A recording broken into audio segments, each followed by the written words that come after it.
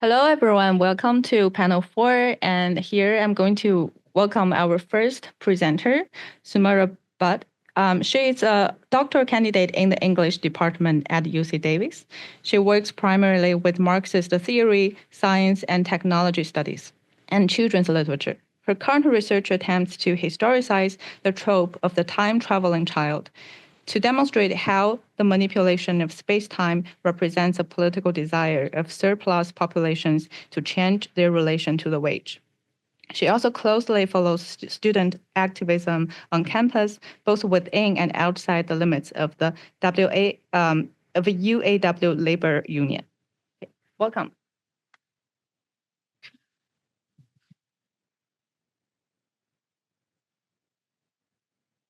Okay.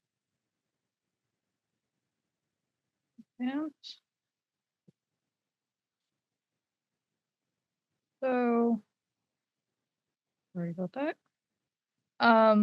Is the sound working? I really can't tell when I'm standing here. Great, thank you.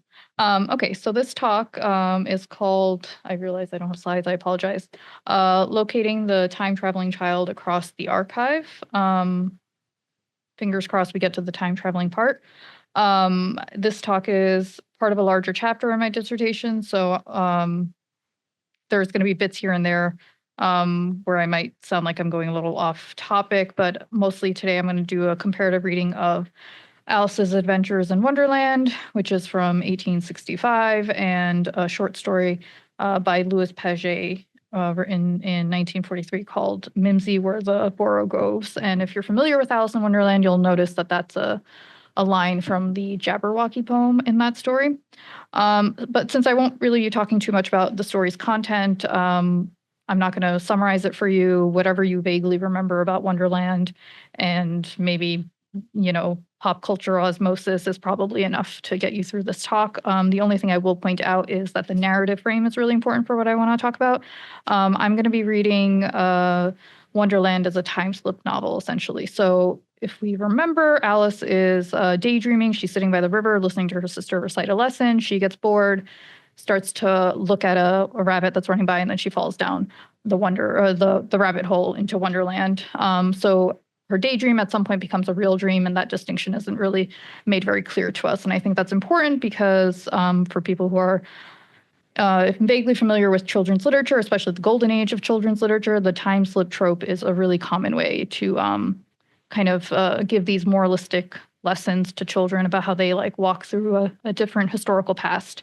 The mechanics of that time traveling is almost always left really vague, and it's just attributed to something magical. And this is in stark contrast to the second story I'm going to read, the hard sci-fi flavor of Mimsy, because they are obviously borrowing from the mid-century sci-fi tradition, and they give more into the mechanics of how the time travel happens.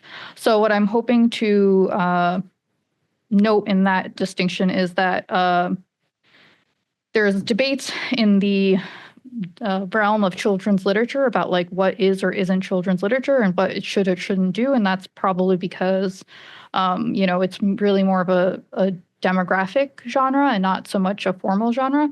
So I think those debates are analogous to the golden sci-fi debates about form versus style and content, if anyone's familiar with those. So we won't really be getting too much into that, but my last final note before I can actually start talking about Alice, Louis Paget is the author of Mimsy story that I will talk about, and it's the joint pseudonym of a couple, Henry Kuttner and C.L. Moore. But throughout this talk, I'm going to just refer to them in the singular as their pen name would suggest. So let's start with Wonderland.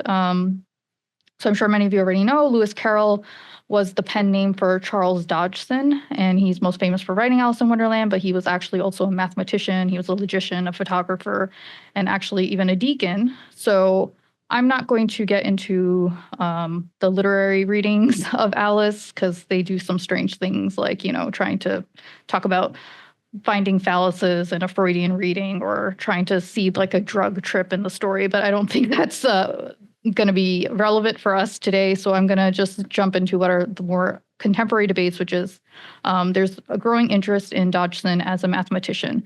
And more specifically, there's a claim that the book is an allegory satirizing the absurdity of non-Euclidean geometry.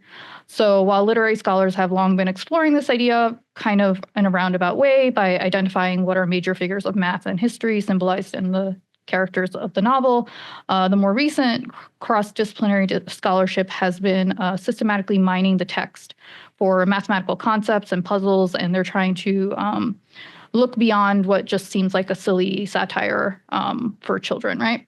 So this shift has led to a more nuanced understanding that Dodgson was not just satirizing the math itself, but he was actually satirizing the growing consensus among his contemporaries that non-Euclidean geometry was going to be this great new innovation. And he remained highly skeptical of this turn towards the abstract. And he was a vocal champion for keeping Euclidean geometry as like the supreme thing that should belong in classrooms. And what I want to explore in this talk is why does he make the aesthetic choices that he makes? Namely, why does he use the genre of children's literature to deliver this mathematical allegory? And I'm hoping to historicize not just Dodgson, but also his inspiration, Alice Liddell, his real life child friend, as he called her, and also the fictive Lewis Carroll and the fictive Alice in Wonderland. So before we can jump into that, I think we should probably contextualize this great math debate a little bit to understand the stakes of this argument. So Euclidean geometry had been at this point the basis of basically all Western geometry for about 2,000 years. It's built on 5 postulates or axioms, and the idea is that these postulates do not need to be proven.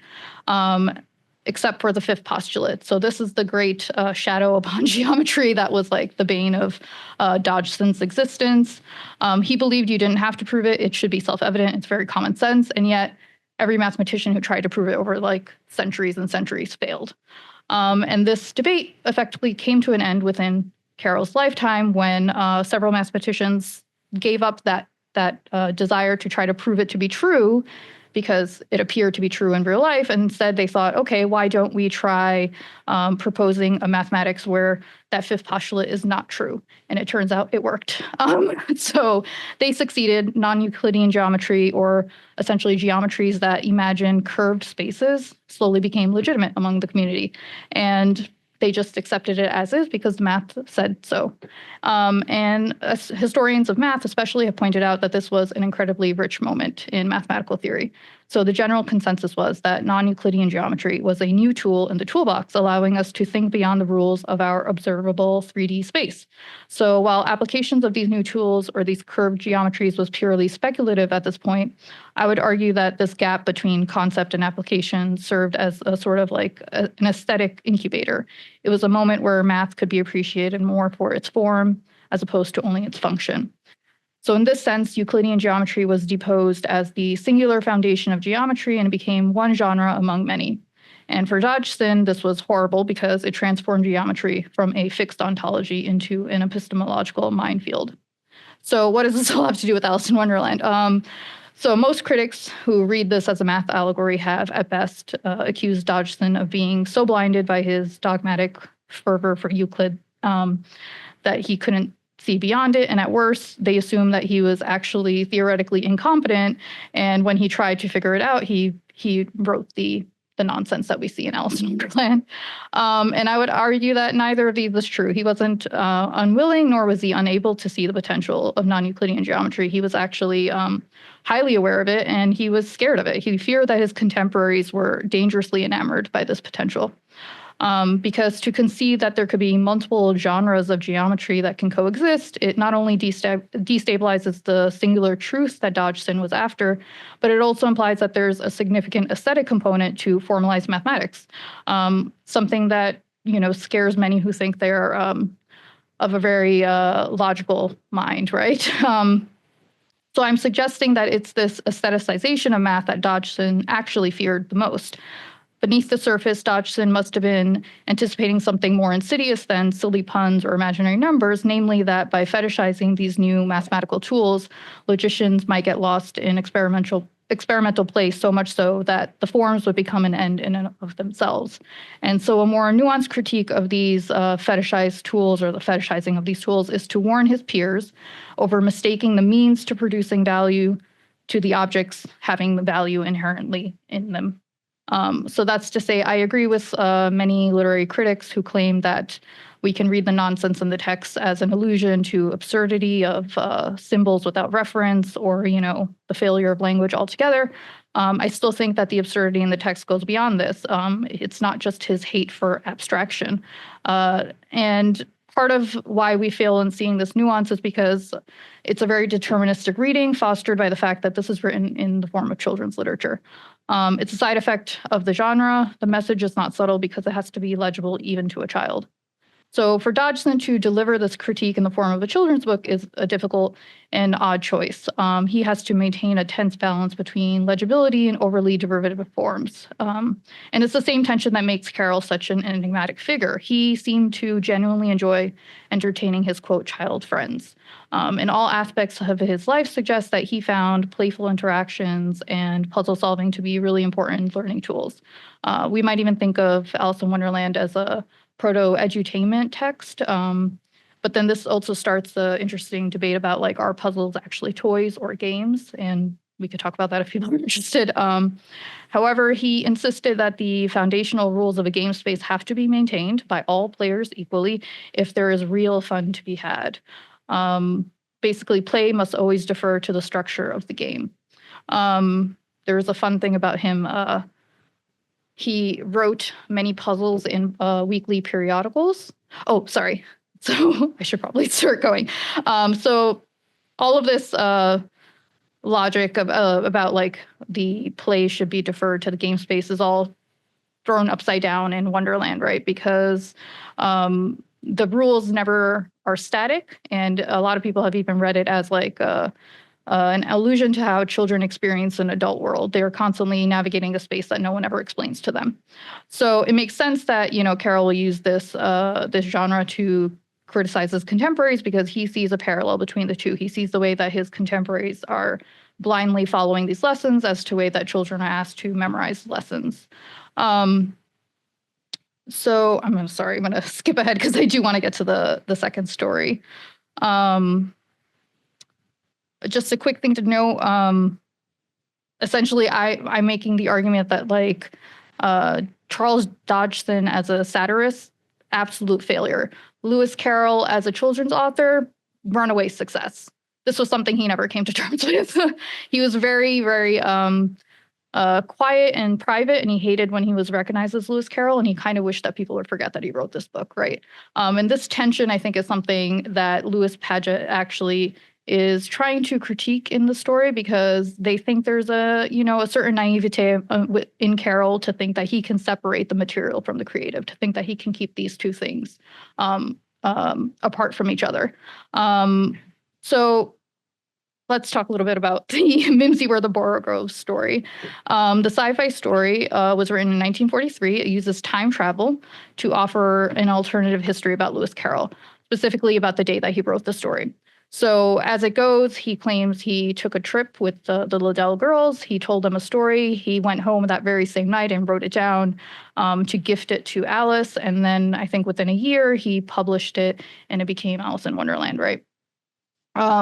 There's, like, a lot of in between about the book history that is fascinating, by the way, if we want to look into that. But that's more or less how the story goes.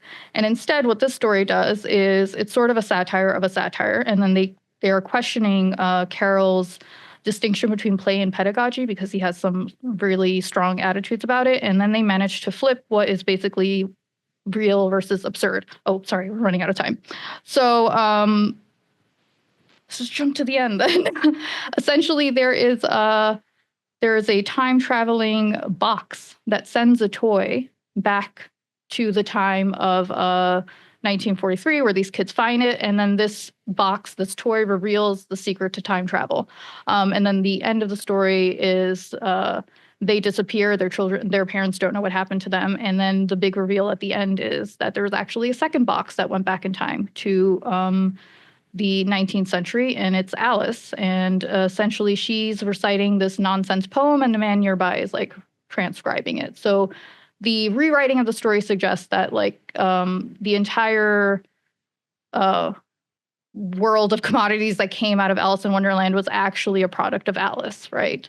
And it's suggesting that we need to reconsider the fact that basically all children's media is co-constitutive. Like it's always a product of children as well, but they are not attributed to that value-making process.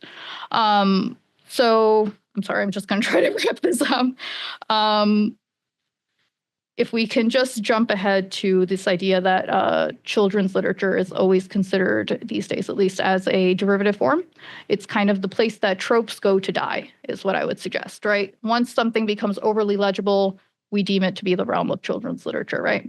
And I would say that Paget, because of the way that they are mixing genres, much like the way that Lewis Carroll does in satire, they're suggesting that actually children's literature might be more of like a loose sandbox. It's a genre that's not really fixed by its form, and therefore it can borrow from so many things that it helps children create forms that are unexpected and maybe have more value than we initially proposed.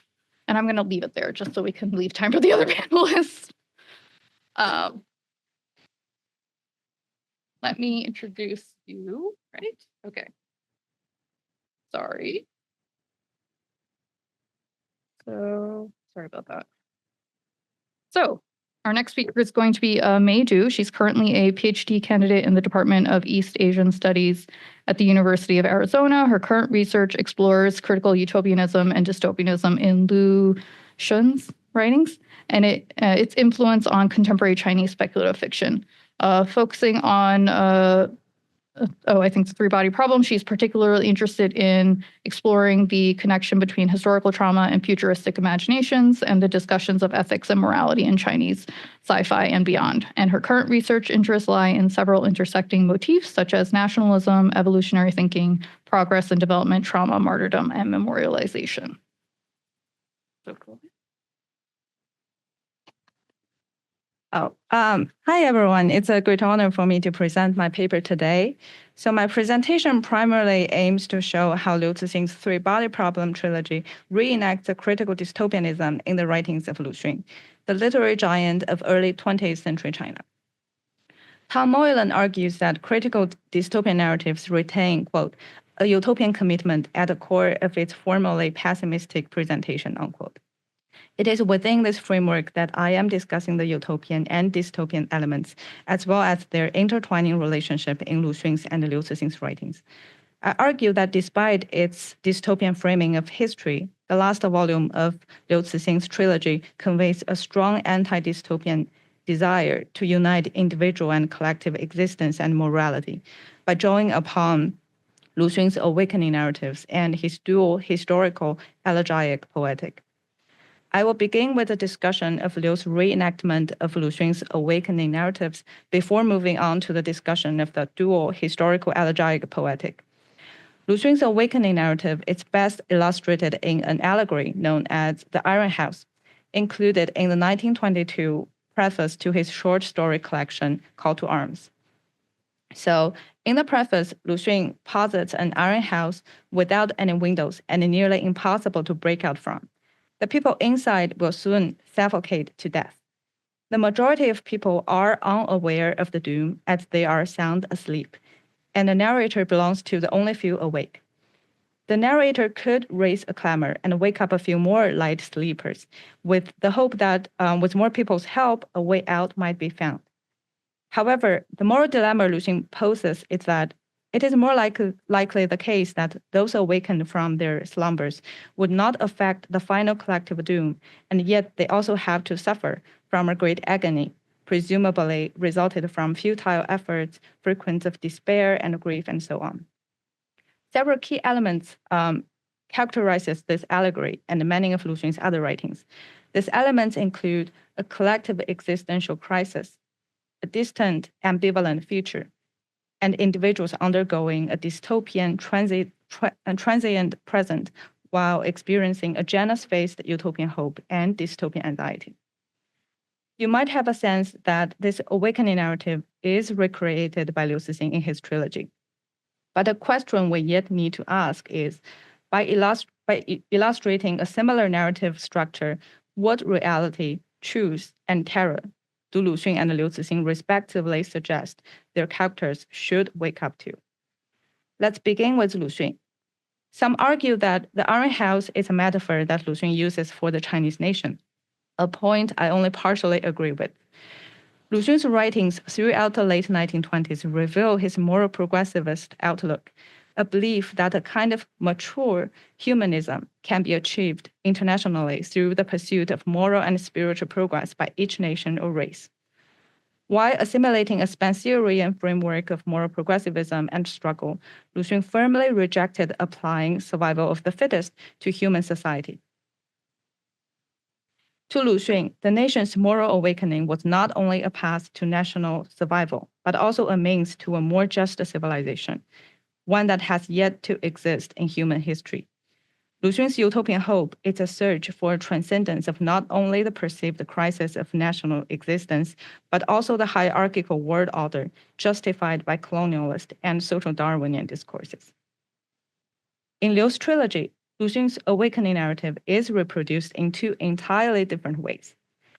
If Lu Xun's dystopian Iron House allegory is rooted in an underlying morality and utopianism that seeks to transcend the social Darwinian logic with a moral progressivist hope, then the first two books of Liu's trilogy negate this hope.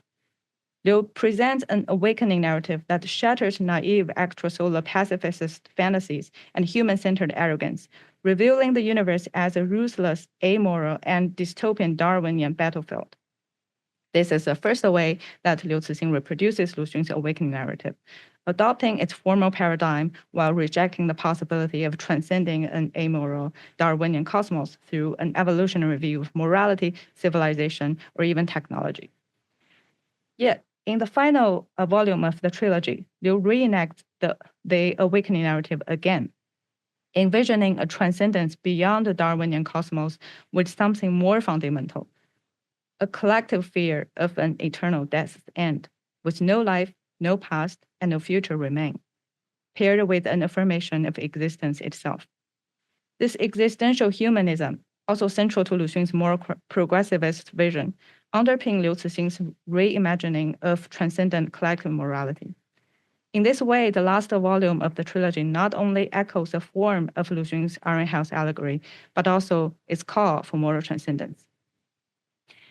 In this last volume, the characters Cheng Xin, Guan Yifan, and So Feng's decision to join the returner movement for a slim chance of restarting the cycle of universe reproduces Lu Xun's narrative pattern of sleepers in an iron house being wakened up from individual concerns to a collective morality and utopianism.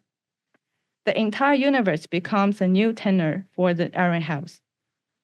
While staying at the safe haven of the mini-universe, the three characters hear the broadcast from the returners, who call for the returning of the great universe's mass, locked away in myriad mini-universes built by different civilizations. If the lost mass is not returned, the universe will not collapse and experience a new Big Bang, but expand eternally and eventually turn into a vast, empty tomb, devoid of any lives and memories, an eternal dystopia suggested by the title Death's End.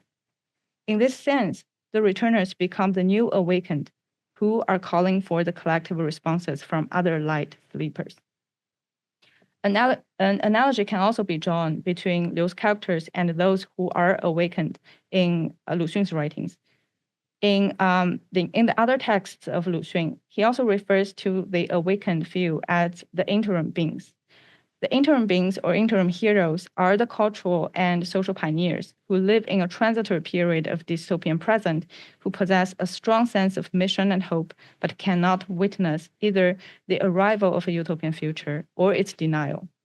In Liu Cixin's novel, by joining the returners movement, the three characters forfeit their opportunity of staying in their personal utopia of the mini-universe, and consequently, their chance to enter into the new high-dimensional universe if a new Big Bang happens.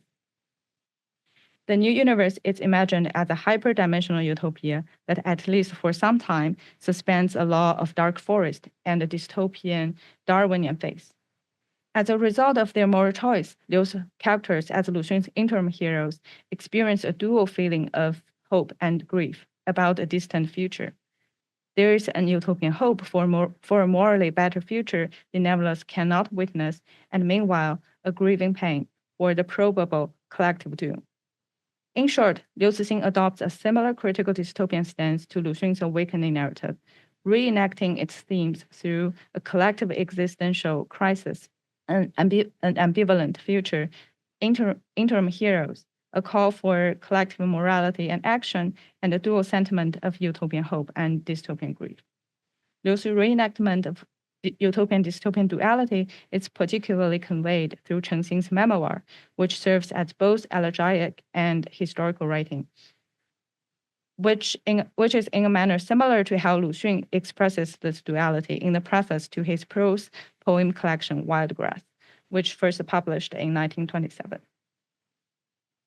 In the preface to Wild Grass, Lu Xun places his writing, as well as himself and other writers, in the transitory period of history, straddling between the past to an either more hopeful or hopeless future.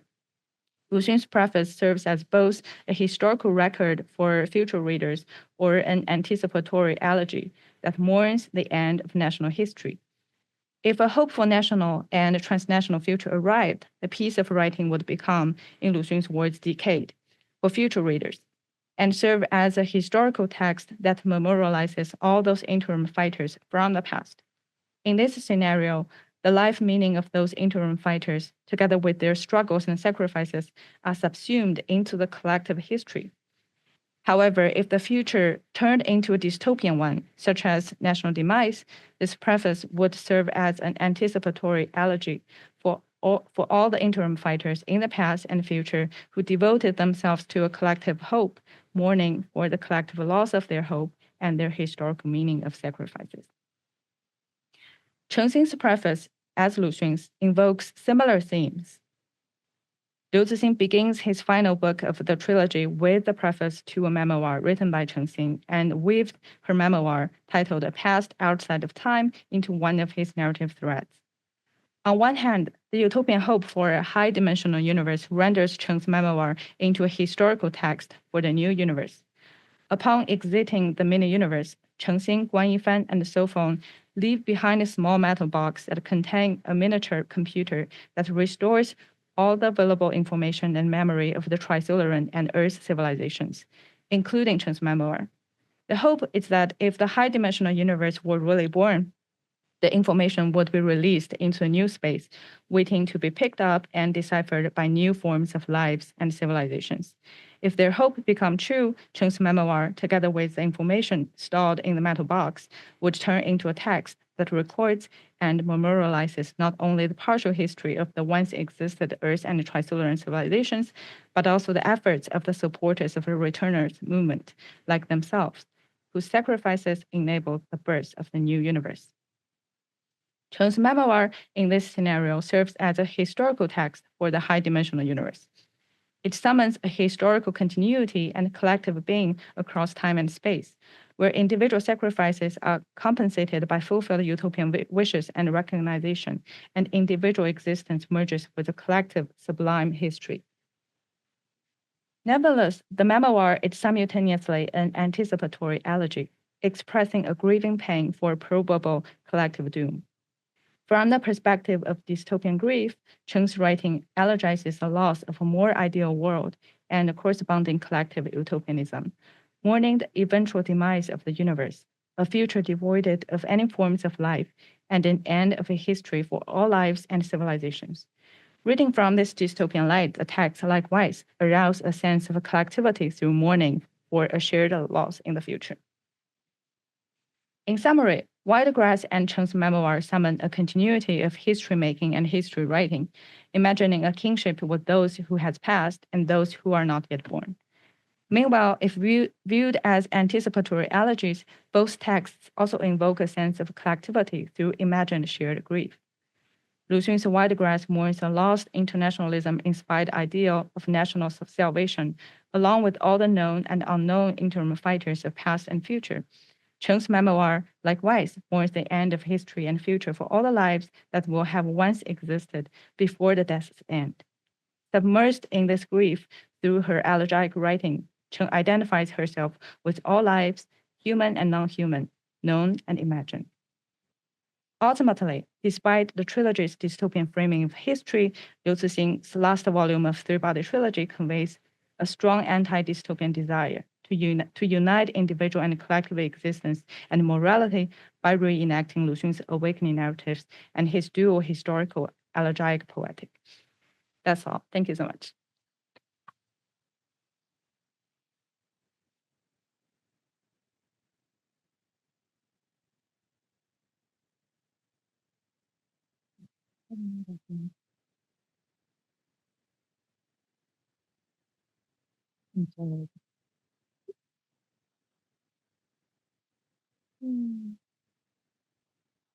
Okay, so our next speaker is Abraham Encinas. He's a PhD candidate in the Department of English at UCLA. His research interest in the relation between writing and power is influenced by his reading in Latin American literature, hemispheric American methodologies, genre theory, and migrant diasporic experiences. His dissertation, Genres of Dictatorship, examines the bifurcation of space-time in modernity can be traced in the way novels of dictatorship split between authoritarian histories in the American global South and dystopian imaginaries in the American global North. He co-authored, along with Rachel Lee and Leslie Thulin, an article on California migrant domestic workers titled Settle, Maintenance, and Migrant Domestic Worker Ecologies of Care. He also hosted the podcast Extreme Vocabulary.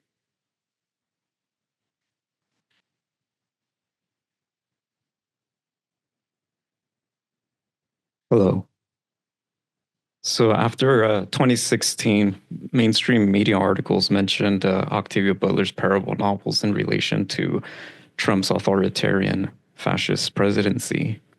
Among them, Abby Aguirre's article for The New Yorker, July 26, 2017, Octavia Butler's prescient vision of the zealot elected to make America great again, and Hepzibah Anderson's article for BBC Culture, March 18, 2020, Why Octavia Butler's Novels Are So Relevant Today. The claims about Octavia Butler's prescience and predictions of Trump's authoritarian presidency in her time resonated with me a little differently. As a literary scholar interested in reading U.S. literature through a literature of the Americas lens and an American hemispheric methodology, and therefore acquainted with the fraught relation between writing and power in Latin American literature, I extrapolated from the journalistic claims to note how Octavia Butler's parable novels were linked to a Latin American genre called the dictator novel. And based on these resonances, I reached into Latin American literature and began to constellate an archive of dictatorship novels that would now include certain U.S. dystopian novels in a subgenre that, well, I am calling speculative dictatorship, or fictional conjectures on present conditions that may produce future dictatorships, and that offer an anti-dictatorial ethos by focusing on the relation between writing and power. The dictator novel, which deals with national histories of authoritarianism, has arguably existed in Latin America for at least 2 centuries, beginning with Domingo Faustino Sarmiento's 1835 anti-dictatorial tract, Facundo, Civilization and Barbarism.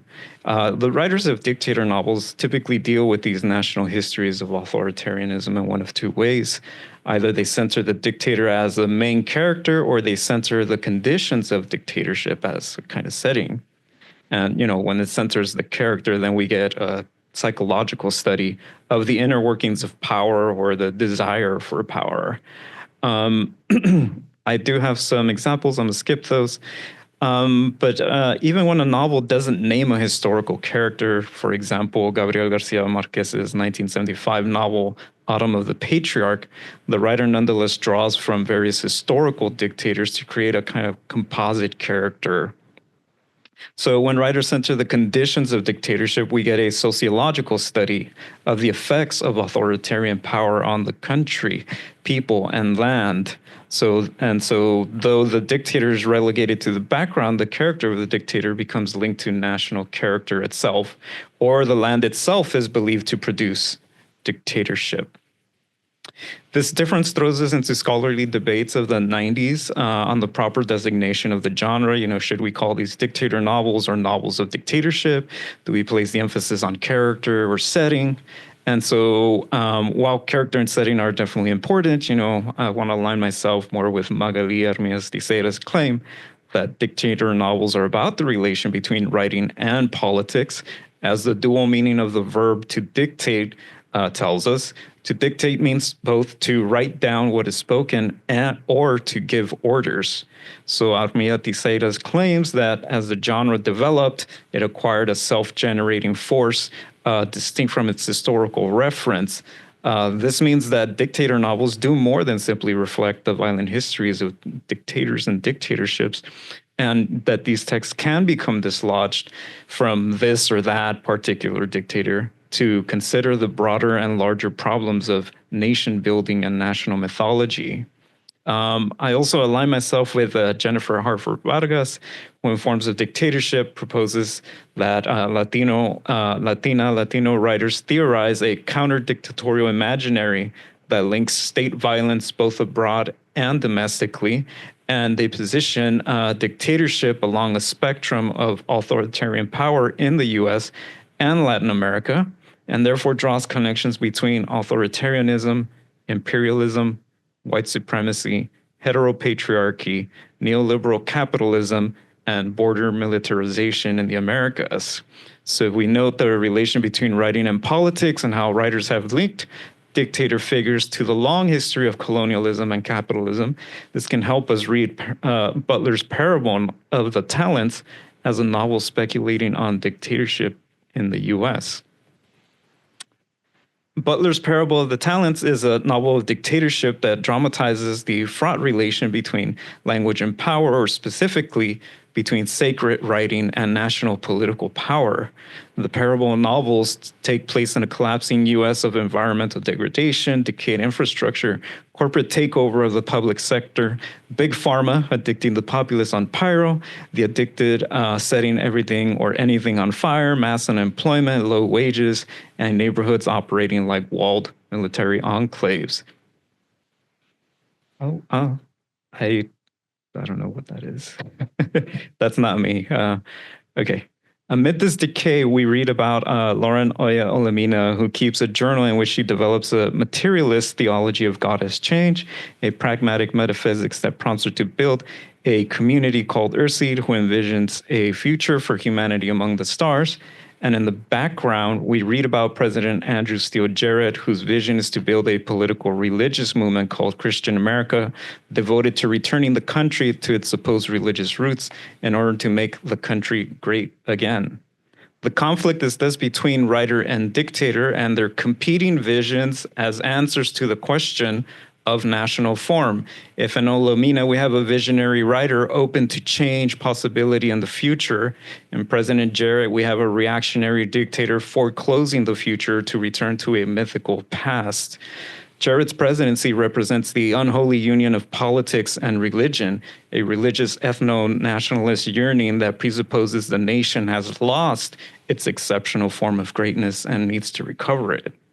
If President Jarrett upholds the Bible, or a Bible, probably upside down, as his fundamentalist religion, Olamina shares her book of religious poetic verse, Earthseed, the Books of the Living, as a guide for communal discussion for achieving the shared goal of space travel.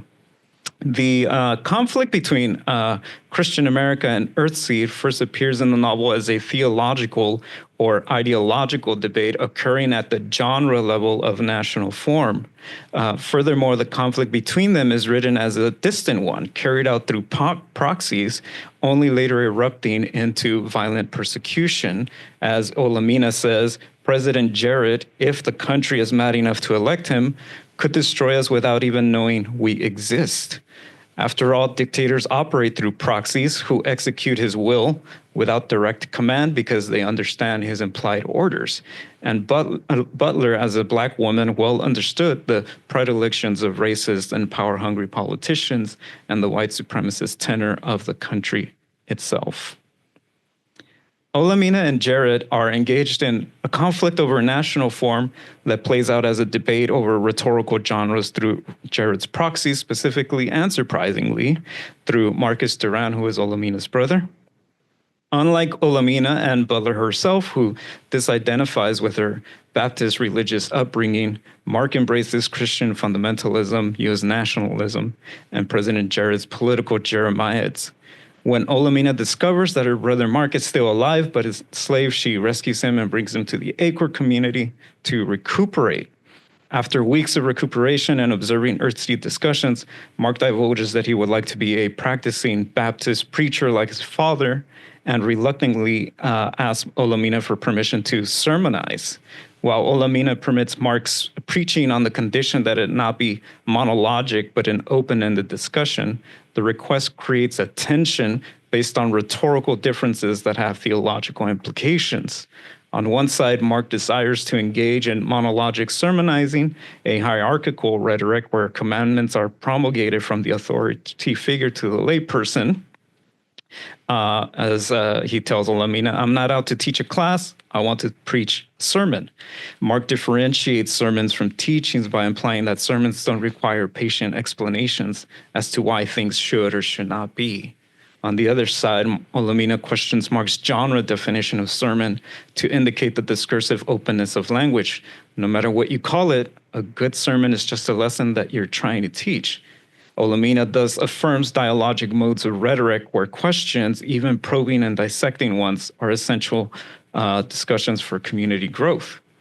Mark's sermon is formed from biblical citations that dispute the theological and teleological foundation of Earthseed thought. Counter to Earthseed's mantra that God is change, Mark asserts that God doesn't change. On teleologic grounds, Mark counters that Earthseed is mere classist genre fiction, a leisure religion whose goal is accessible to those who can afford it. Marcus had said then, quote, Marcus had said then with bitter contempt that the destiny was meaningless. All he wanted to do, he said, was to earn enough money to house, feed, and clothe his family. Once he was able to do that, he said, then maybe he'd have time for science fiction. Olamina's response to Mark is a multivalent indeed. It's a subtle critique that despite sympathy for Mark's economic plight, he has admitted to his own selfishness, foresight, and lack of imagination. His limited familial concerns and continued obsession with national decay obscures any vision or purpose that may serve to propel the nation out of the decay, and his involvement with a theocratic dictatorship severs any futurist outlook because its goal is always to turn back to a time, if such a time existed, when the country was great. Olamina's indeed also implies that Mark cannot see his own criticisms apply to his beliefs as well.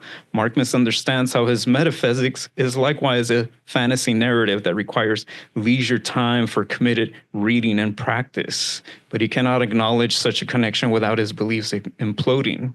As we later read, when Olamina confronts Mark with the crimes of his fellow believers, he emphatically denies that such violence is possible. Mark lacks the critical consciousness necessary to avoid playing into the dictator's dictation.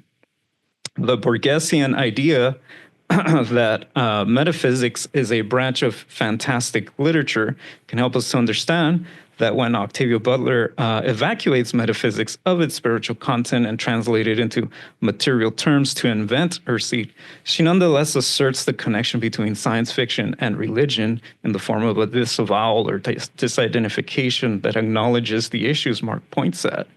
Mark, it seems, operates on naive good faith in the dictator. And so after the Earthseed community questions and remains unconverted to Mark's religious tenets, Mark leaves Acorn and later joins Christian America. And when Earthseed rejects Mark's hierarchical rhetoric, they also reject President Jared's authoritarian vision and expose themselves to extremist militant Christian America groups who use fascist violence to enforce the myth of national greatness. The religious disavowal and the connection between metaphysics and fantasy points us to a central dialectic of dictator novels, the uncomfortable resemblance between writers and dictators. I think Butler was aware of this dialectical problem and, kind of worked with it. As you know, Parable of the Sower is organized chronologically using Olamina's journal entries. However, Parable of the Talents opens with the critical, resentful voice of Ashaver, the daughter that was kidnapped from Olamina and placed into adoption after Christian American militants invaded Acorn. Ashaver, whose birth name was Larkin Olamina, frames our perspective of Olamina and Earthseed. By setting up Olamina's estranged daughter Ashaver as the frame narrator of Parable of the Talents, Butler introduces a dialogic framework that readers must navigate. Indeed, Asha's mocking tone colors the frame narrative. The novel opens with Asha's reflection on her mother's legacy. "They'll make a god of her," she says, with a sardonic tone. Asha observes that the sales success of the book, Earthseed, the Books of the Living, and the funding of its concomitant star-traveling project all indicate that the process of apotheosis has begun, that deification will follow the death of an incredibly charismatic religious founder.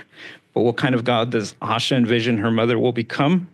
The novel's denouement answers by staging an uncomfortable meeting and confrontation between estranged daughter and mother. In Asha's description of the meeting, Olamina exhibits the characteristics of a cultish figure or a deity dictator figure who quickly moves between benevolence and anger.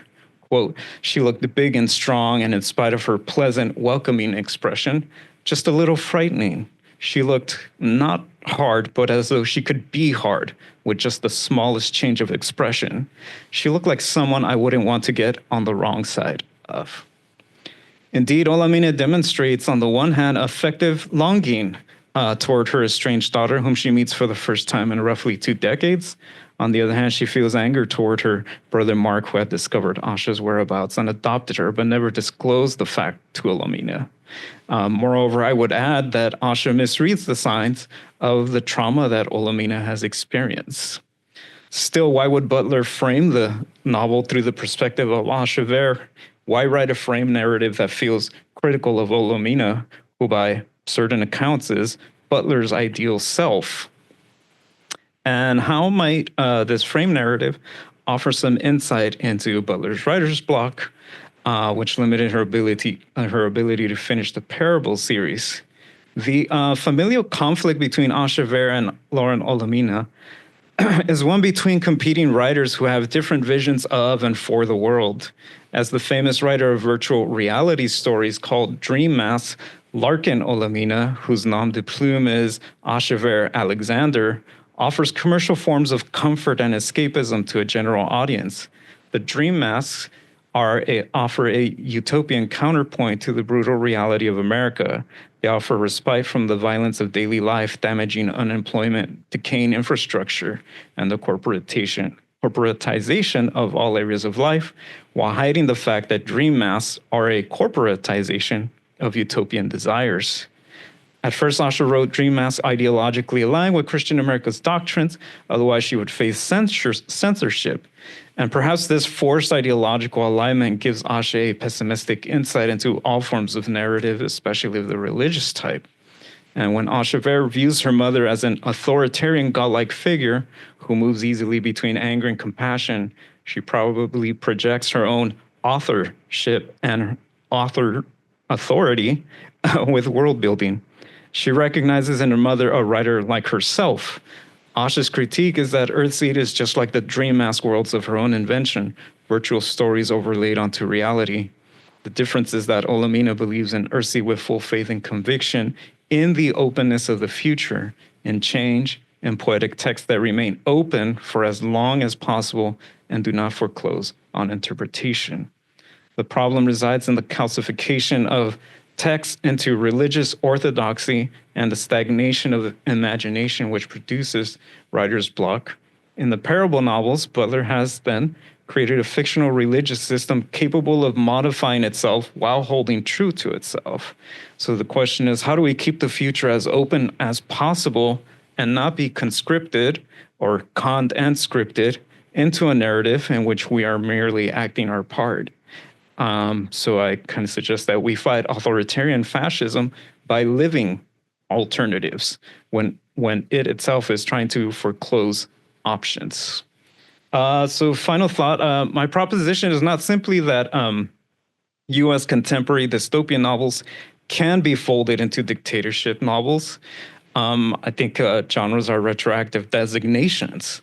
And therefore, when we search US literature for other texts that wrestle with writing's relation to power, we find that novels like Sinclair Lewis's It Can't Happen Here, Philip K. Dick's Man in the High Castle, Ray Bradbury's Fahrenheit 451, and other texts begin to constellate into an archive of speculative dictatorship. The anxious concerns about US authoritarianism, presidential overreach, the imperial presidency, martial law, etc., have been echoing for at least a century in US writings. And this is where I'll be a little bit pessimistic and say, historically speaking, all democracies fail eventually. The only constant is change. Democracy in the US will decay, but the question is, what will we build in its place? I submit to you that this emergent archive brought to our attention by Octavia Butler's speculations remains a survival guide in a US that increasingly becomes more authoritarian in its foreign and domestic policies. Thank you.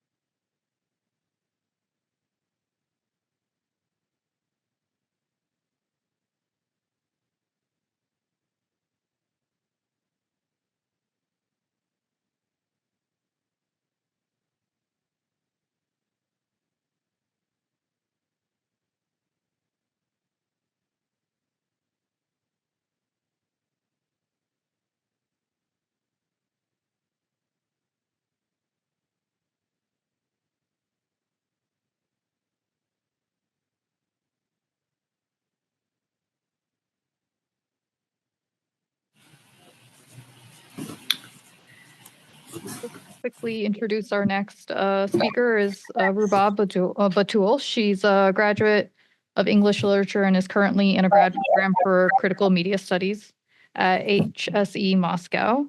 She's an author, teacher, and researcher. Her research domain is interdisciplinary, and her current focus is on monster studies. Her literary works are mostly in the genre of sci-fi, speculative fiction, and flash fiction. She's particularly interested in critical and cultural theory, critical text analysis, creative writing, and digital humanities. She'll be presenting her speculative fiction piece containing 2 time travel stories, Blue Survivors and The Pulse Between Us, at this conference. Hello, everyone.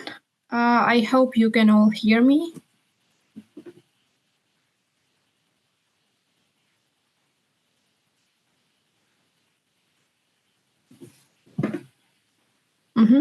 Can you hear me?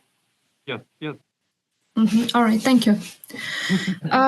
Let me share my slides.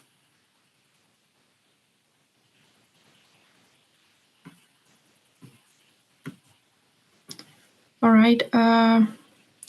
So hello all again. I hope you can see my screen as well.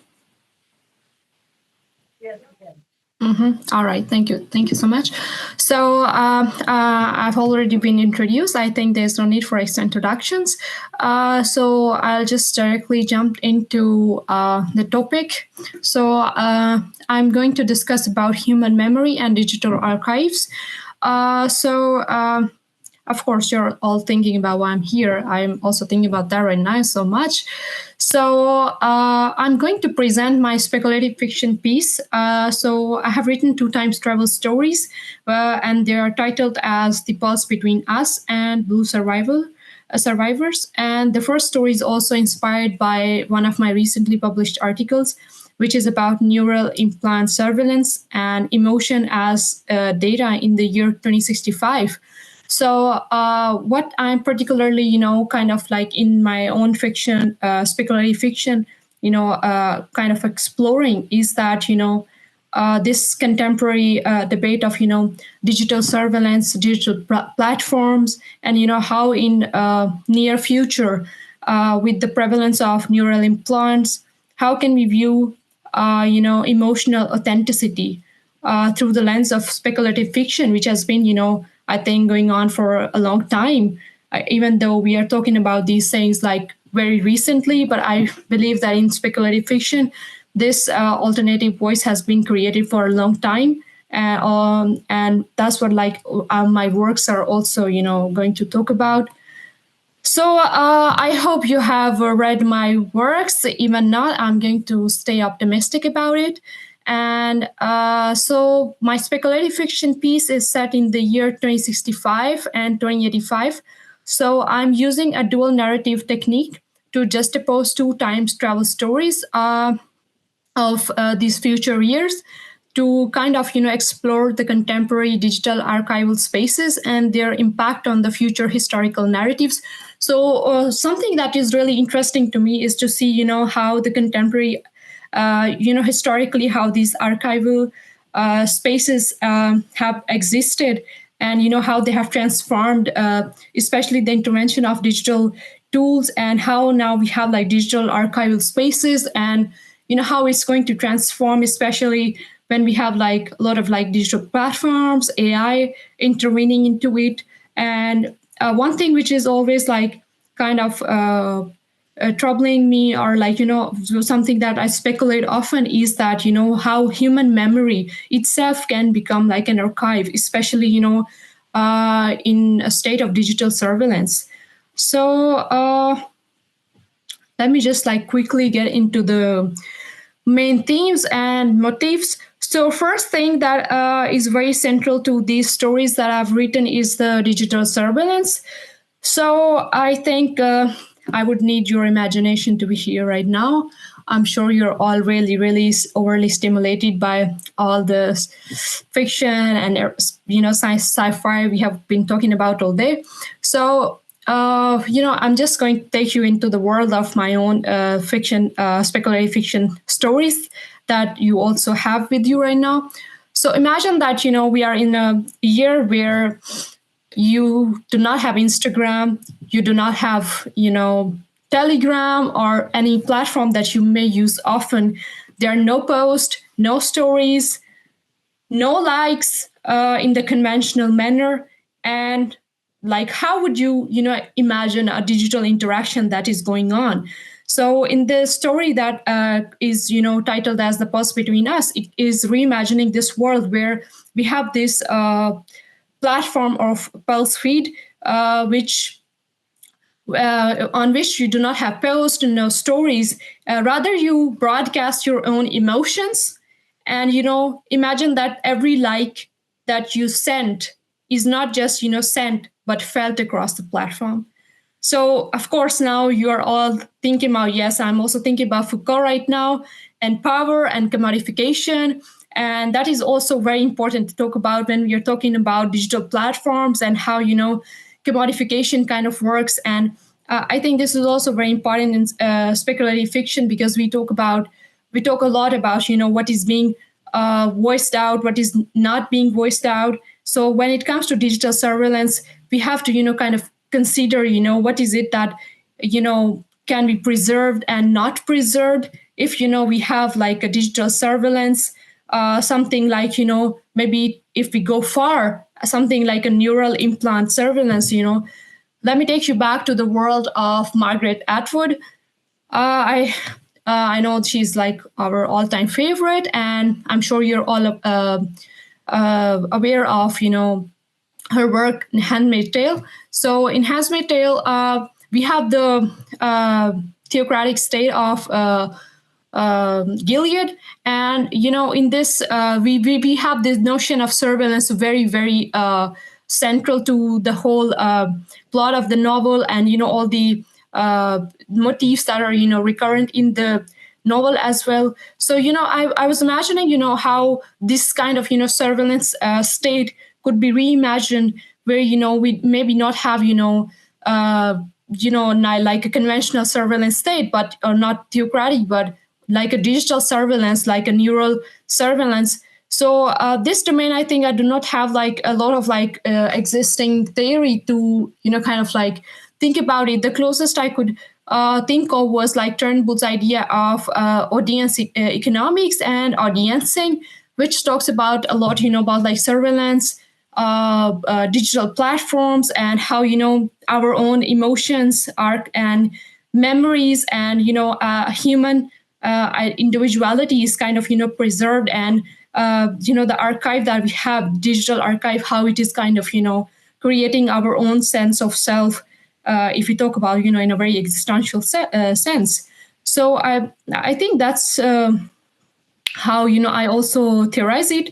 But for me, I would prefer to call it like something like a e-capitalism. I would prefer to call it, like, because the question of emotional sovereignty is very, very central to this, especially when we think of these digital tools that come in and mediate your own in very personal interactions. So at that point, I think it is very, very important to ask this question of emotional sovereignty and the authentication of your own human experience. So this is like very important to the stories that I have written and presented for this conference. So something else I have really considered as central is how speculative fiction can be a means of reconstructing alternative futures. So, in all the science fictions that we have, there's always this urge, like, to create these alternative universes, alternative like time zones, past, present, alternative, voices. So I think this kind of, effort that we put as speculative fiction writers and researchers is, to kind of bring those alternative voices on the mainstream that could never have existed if this speculative fiction practices were not there. So that is also like very central to my works. And something else that I have here is human memory as an archive. So yes, my second story, which is titled as Blue Survivors, is also set into a world of 2085 where humanity is hit by an eye pandemic, and now only 1,000 survivors are there, and only few of them have the sight, and the others are kind of like blind. But these people who have the sight are called the visionaries, and now they have the access to a lot of, like, they are the ones that are creating this surveillance state, which is kind of like leading everyone else there. And something that is very important and interesting in this story is how human memory is working in as an archive, because we have this character of Card who's like constantly struggling with like the notion of human memory. Why should the concept of remembrance, nostalgia, or this should be like existing, and what is the importance of like preservation in the first place. So I think that is also very central to speculative fiction as we talk about it. And something else that is like very, if you read the stories, something you must have noticed right away is like the blending of different literary forms. And that is, I think, all of the speculative fiction authors are always guilty of, where we have always been told that you are all like really transgressive, you are all always middling with different literary forms, and you do not follow the literary formats and stuff like that.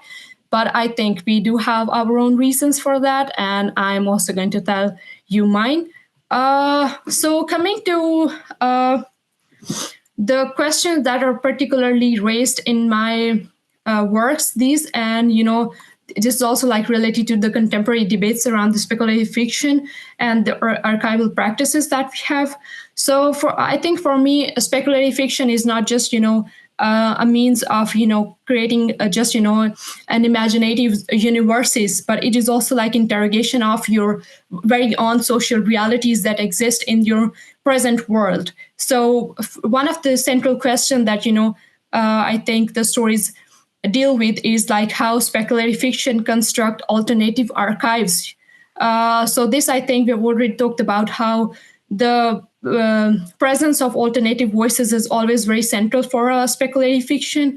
And especially, I'm talking about data capitalism and digital surveillance. So in that particular scenario, it becomes really important how we can even bring, these alternative voices in the first place when, everything is so regulated, so mediated by digital tools, and where, something as genuine, as raw, as personal as your own emotion can be commodified and regulated, as portrayed in the first story, The Pulse Between Us. And the second question is like very, very central, and I think very, very essential in all of the panelists we have been talking about it, which is like the very important part of speculative fiction is that the question we asked is that what is being preserved and why? Because this is, very important that when we are talking about what voice, what has to be preserved and why it is like there is like this need to maintain this connection of, past, present, or future. And if there's like a fragmentation in this correlation, what are the implications of that fragmentation? And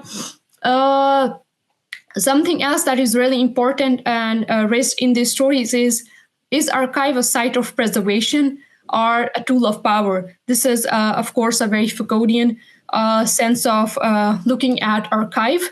And I think this question is also, a part of debates throughout that we talk about, is archive, always a neutral space where, all voices are preserved, or is there like, this conflict of power always there, kind of like contesting, and maybe it's not that neutral. We need to like reassess, and I think that's where the speculative fiction comes in, and it kind of brings those alternative voices and universes for us. And then something that is very important for me is to think about how we create this fictional world and these fictional archives, and are these like fictional archives really just like fictional, or are they like telling us more about our real world, or is it like impacting, our real life actions and activity? I think I was really thinking about this when we had the first panelist who was talking about video games and, question of agency and activity. So I think in this works of mine, I think we will get back to that thing of agency as well. And we'll talk about how fictional archives reflect the fears about digital immortality, data capitalism, and this very basic question, but very important, that who controls the past and future. And this subject position of who is very important because it creates the narrative and controls the narrative of this past and future. So before you all wonder or maybe ask me why and which different forms are blended in my works, so if you have read it, you will notice that there are 3 literary forms that have been blended in my works. So first is letter. So letter format in my works is kind of, a means of personal communication. So it is kind of reflective of how, in maybe a surveillance state where, the digital tools are so regulated, so you are no more able to rely on maybe a digital interaction. It is kind of, to recall or kind of speculate the fact, the privacy and consent concern in the age of data surveillance. And the second is poetry. We have like short excerpts of like poetry, which is like a form of resistance and like kind of, reflecting the inner conflict of the characters in the story, especially of Card in the first story. And in the second story, we have this a protagonist who at the end has this short poetic note, which is kind of speculating about why there is a need to, maybe write down things, maybe literature, fiction, when we have like, maybe the digital world now. So why is it that we need to still maybe write? Why do people do that? And something like that, Then we have like overall a short story format as well. So that is, kind of like a small window to the larger world of like memory surveillance in both stories, where, memory is kind of like very central to all these stories here. So why am I using this form variation in the first place? Like, I wasn't even thinking about that when I had written it, but, after I wrote it, I was like kind of like critic of my own works now. And I was like, okay, now I need to like think about why did I do that? So then I just got back to, I think, my own readings and how maybe I was influenced by the speculative fiction and science fiction throughout that I've maybe read. And I noticed that the famous work of Hans Mateo has also used this technique of, uh, adding, this kind of blending of different literary formats. So if you have read the novels, you would see that at the end of the novel there is this like transcript, almost like an academic transcript, and which kind of reframes the whole story as an almost like a historical artifact. And I think we have this technique very often used in sci-fi to kind of reframe these fictional stories as archives, especially, and artifacts. And I think similarly, when you would read my own works, you would, as a reader, as you transition from one format to another, you would have like almost like a sensory experience, of this transition, and you would feel like the narrative technique yourself. And something which is like very important for me in this transition of formats is because of the genre that I'm dealing with. So my stories are like dystopian, and of course, like this transition when you when you have like from poetry to letter to short story, in the same story when you're reading it.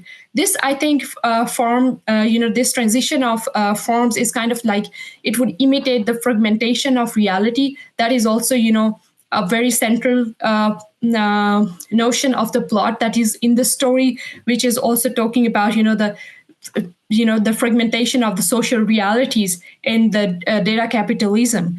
So this is also creating a very non-linear storytelling, which is also, I think, very, very central in our science fiction. We have a lot of like sci-fi works which are like always, going back and forth in like present, past, futures. There's like no linear order. So I think this is like, as speculative fiction writers, like we have this like really interesting like way of like kind of allowing ourselves to like break those boundaries of like time and like go beyond and create like our own alternative universes. But the whole point is, to kind of like get back on in and, kind of like deal with the questions that are like there in our own realities.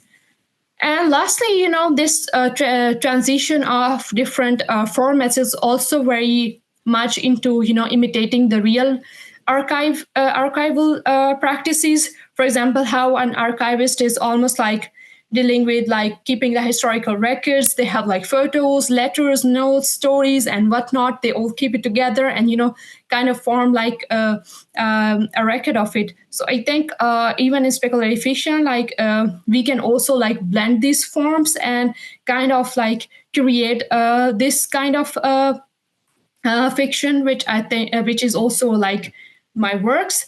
And that is all. And I would like to maybe end it with this last small, very almost like a meme, because I had this personal experience of meeting this archivist, and we had a really good conversation going on until they asked me what I write, and I said speculative fiction, and there was like this one moment silence, and I think you all know why. And they were like, okay, so you are one of those guys who are like always asking us like why, whom, what, for, and everything. And of course you're all guilty of that, but I am proud that we keep doing this, and I hope that we as speculative fiction writers and researchers keep thinking about speculating over these things so that we can bring, the alternative voices to the fore. And that is all, I think. Thank you so much for listening to me and being here. And thank you so much for my love, Connie, and my muse for being here and listening to me. And if any of you have any questions, please feel free to ask me. I would love to have a conversation and respond to your questions. And if you're short of time, you can write to me on your email, on my email, sorry. And that's all.